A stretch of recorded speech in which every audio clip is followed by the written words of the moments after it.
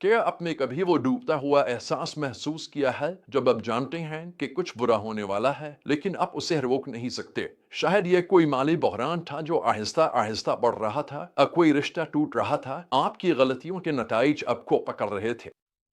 यही हाल हुदा का था। यहाँ तक कि यूसिया जैसे खुदा तरस बादशाह की क़यादत में बेदारी के बावजूद कौम उद्धार के वक्त पर जी रही थी। लेकिन इस तारीक लम्हे में खुदा एक हैरत अंगेज हकीकत जाहिर करता है। यहाँ तक कि जब सजा यकीनी हो, इसकी रहमत फिर भी मुस्तकबिल के लिए उम्मीद पेश करती है।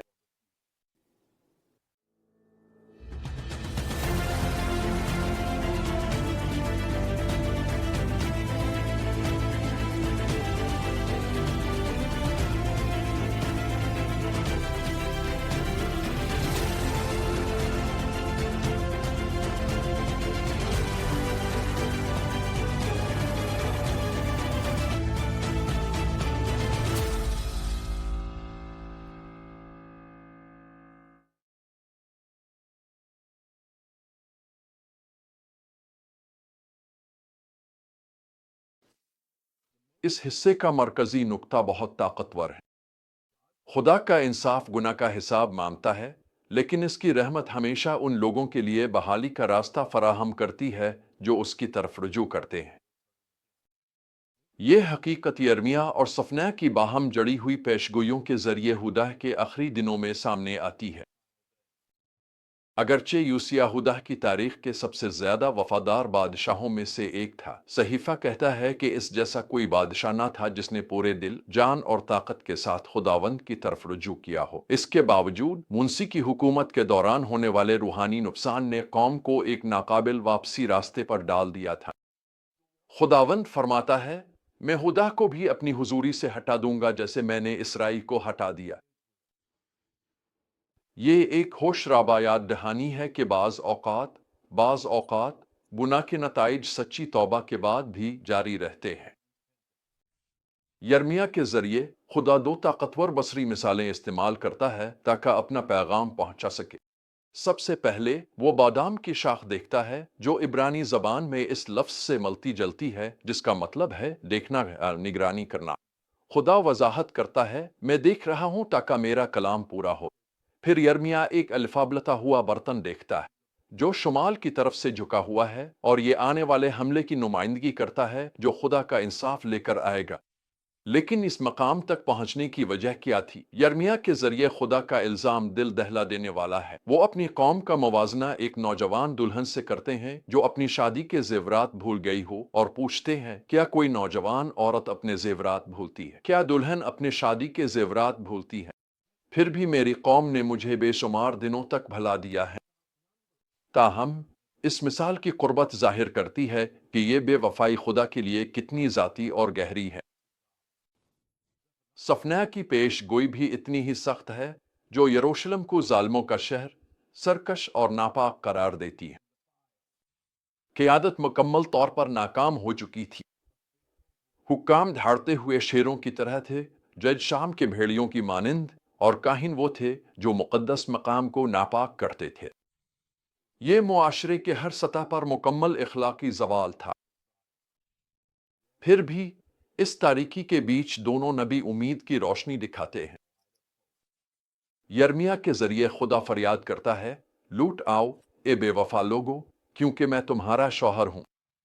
और सफना के जरिए वो मुस्तकबिल में बहाली का वादा करता है जहां खुदावंद, तुम्हारा खुदा, तुम्हारे साथ है, वो जबरदस्त सूरमा जो बचाता है।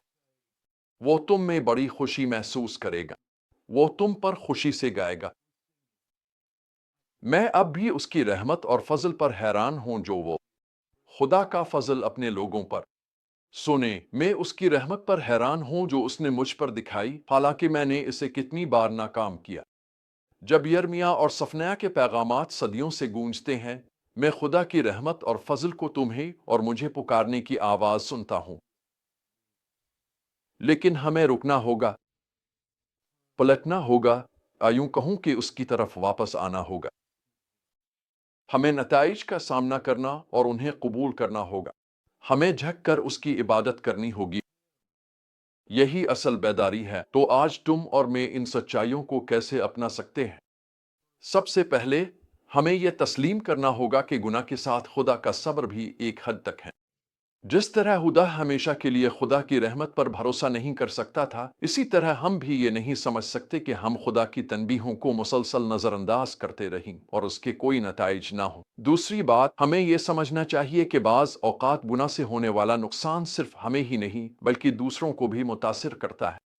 منسی کی بت پرستی کے نتائج اس کی توبہ کے بعد بھی باقی رہے اور ایک پوری نسل پر اثر انداز ہوئے۔ یہ بات ہمیں اس بات پر آمادہ کرے کہ ہم اپنے فیصلوں کے دوسروں پر پڑنے والے اثرات کو سنجیدگی سے سوچیں۔ تیسری بات، ہمیں کبھی بھی خدا کے صبر کو اس کی منظوری نہ سمجھنا چاہیے۔ صرف اس لیے کہ ابھی تک سزا نہیں آئی، اس کا یہ مطلب نہیں کہ خدا گناہ کو نظر انداز کر رہا ہے۔ وہ دیکھ رہا ہے کہ اس کا کلام پورا ہو۔ آخر میں، ہمیں خدا کے بحالی کے آخری وعدے میں امید رکھنی چاہیے۔ حتیٰ کہ جب وہ سزا سناتا ہے، خدا مستقبل کی امید کی طرف اشارہ کرتا ہے، جہاں ہم جمع ہوں گے، واپس آئیں گے اور اپنی خوشحالی کو بحال کریں گے۔ ہماری اپنی موجودہ حالت سے اس کی مماثلتیں حیران کن ہیں۔ خدا کی طرح آج بھی بہت سے لوگ خدا کو بھول چکے ہیں، سچائی کو جھوٹ سے بدل دیا ہے اور اس کے اختیار کو رد کر دیا ہے۔ لیکن خدا کی ذات نہیں بدلی۔ وہ اب بھی اپنے لوگوں کو تنبیہ اور خوش آمدید، سزا اور امید کے ساتھ پکارتا ہے۔ سوال یہ ہے کہ کیا ہم وقت ختم ہونے سے پہلے جواب دیں گے؟ کیا ہم یوسیہ کی طرح پورے دل سے خدا کی طرف رجوع کریں گے، چاہے ہم اپنی پوری تہذیب کی سمت نہ بھی بدل سکیں؟ یا ہم بغاوت کے راستے پر چلتے رہیں گے یہاں تک کہ سزا یقینی ہو جائے؟ یرمیا اور صفنیہ کا پیغام ہمیں یاد دلاتا ہے کہ اگرچہ خدا کا انصاف یقینی ہے، اس کی رحمت بھی اتنی ہی یقینی ہے ان لوگوں کے لیے جو اس کی طرف رجوع کرتے ہیں۔ چاہے ہم ذاتی نتائج کا سامنا کر رہے ہوں یا ایک ایسی سوسائٹی میں رہ رہے ہوں جو خدا کی سزا کے تحت ہو، جب ہم پورے دل سے اس کی طرف لوٹتے ہیں تو ہمیشہ امید باقی رہتی ہے۔